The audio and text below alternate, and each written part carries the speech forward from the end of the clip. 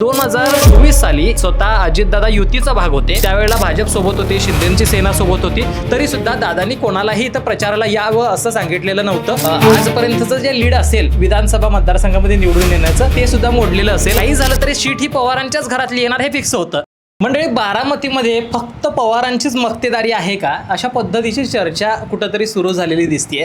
कारण काय आहे याच्या पाठीमागं, तर सुनेत्रा पवार यांच्या प्रचारासाठी कोण यावं कोण नाही यावं या सगळ्या संदर्भात अनेकांची वक्तव्य समोर येताना दिसत आहेत. स्वतः रोहित पवार हे विरोधात असताना सुद्धा, महाविकास आघाडीत असताना सुद्धा सुनेत्रा पवार यांचा मी प्रचार करणारच या भूमिकेत राहतात आणि गावागावात जाऊन मी सभा घेणार वगैरे वगैरे या भूमिकेत दिसतात. मात्र दुसऱ्या बाजूला भाजपकडून, कारण भाजप हे युतीत आहे, भाजपकडून कोणी जर त्या बारामतीत जाऊन प्रचार करणार असेल, जर शिंदेच्या सेनेकडून जर कोण जाऊन तिथे प्रचार करणार असेल कारण युतीचा उमेदवार म्हणून, तर मात्र कुठेतरी एक बोचरी टीका रोहित पवार असेल किंवा अगदी शरद पवार कुटुंबीय असतील किंवा मग सुनेत्रा पवार असतील यांच्या लोकांमधून सकारात्मकता तेवढी दिसत नाही.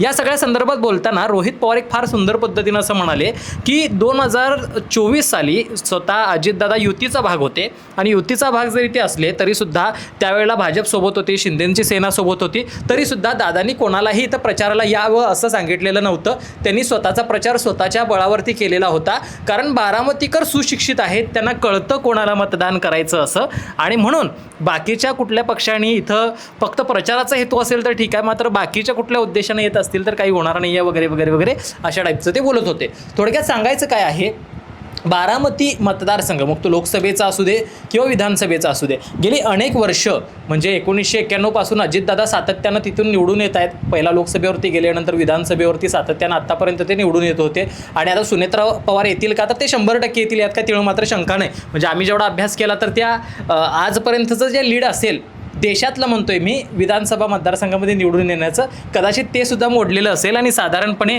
लीड फक्त त्यांचं 1.5 लाखाचं असू शकते असा आमचा एक अंदाज आहे. बाकी तो निकालामध्ये तुम्हाला कळेल. कमीत कमी 1.5 लाख प्लस लीड, एवढ्या मतांनी तर माणूस निवडून येतोय, पण लीड 1.5 लाख प्लस असेल. आणि जर मतदान चांगलं झालं तर जवळपास 2 ते 2.5 लाख मतदान, 2 लाख प्लस मतदान तर त्या स्वतः घेतील, हे तर कन्फर्म आहे, हे लिहून घ्या.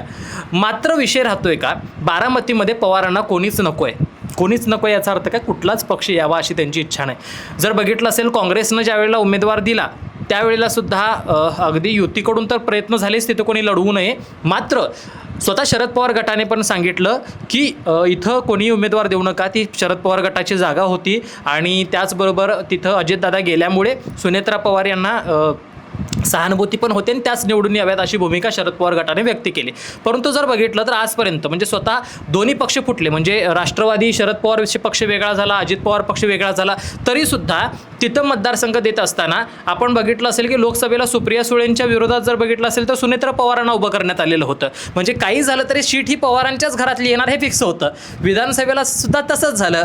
जर आपण बघितलं असेल तर अजितदादांच्या विरोधात कोणाला उभं केलेलं होतं, तर त्यांच्याच पुतण्याला तिथं उभं करण्यात आलेलं होतं. याचा अर्थ काय, काही झालं इकडून, म्हणजे म्हणतात ना की कसंही इकडून असेल दोन्हीकडून सत्ता घरात येणं अपेक्षित आहे, अशा पद्धतीची भूमिका काही पवार घराण्याची आहे का, हा सुद्धा प्रश्न काही लोकांना पडतोय, हा आम्हाला पडत नाही. एकंदर बघता भाजप जर प्रचाराच्या निमित्तानं तिथे येत असेल तर भाजप स्वतःची तिथं पाळमुळं रोवण्याचा प्रयत्न करते का दादांच्या जाण्यानंतर, हा चिंतनाचा मुद्दा आहे. अनेक विरोधक शरद पवारांना सुद्धा अनेक वर्षांपासून तिथं आहेत, त्यांना ताकद देण्याचा प्रयत्न सुद्धा सातत्यानं केला जातोय असंही म्हटलं जातं भाजपकडून. मग याला आणखीन दुजोरा मिळेल का येणाऱ्या काळात, हा एक प्रश्न महत्त्वाचा आहे. बारामतीकरांनी शरद पवार घराणं हे अगदी डोळं झाकून स्वीकारलंय का, की येणाऱ्या काळामध्ये त्या सगळ्या संदर्भात बारामतीकरांच्या काही वेगळ्या भूमिका असणार आहेत, हे बघणं महत्त्वाचं ठरणार आहे. पण एकंदर पाहता सध्या तरी बारामतीकरांच्या दृष्टिकोनातून जी काही पवार कुटुंबियांनी केलेली कामं असतील, त्यांनी आणलेले महत्त्वाचे प्रकल्प असतील, बारामतीमध्ये उभं केलेलं बस स्टँड असेल किंवा इतर काही सोयीसुविधा असतील, MIDCच्या गोष्टी असतील, या सगळ्या गोष्टी बघता एक शाश्वत विकासाची संकल्पना काही प्रमाणात का असेना पवार कुटुंबियांना बारामती मतदारसंघामध्ये रुजवायला जमलेली आहे. आणि त्यामुळेच की काय, बारामतीकरांनी निर्विवादपणे आजपर्यंत पवार कुटुंबावरती विश्वास ठेवलेला आहे आणि त्यांना ते साथ देताना दिसत आहेत. मात्र अशा पद्धतीनं एका निवडणुकीच्या माध्यमातून सगळे पक्ष तिथं एंट्री करणार असतील. स्वतः काँग्रेसनं सांगितलं की 2029 साली काँग्रेस ताकदीनं बारामती विधानसभा असेल, लोकसभा असेल, मतदारसंघामध्ये ताकद दाखवणार आहे.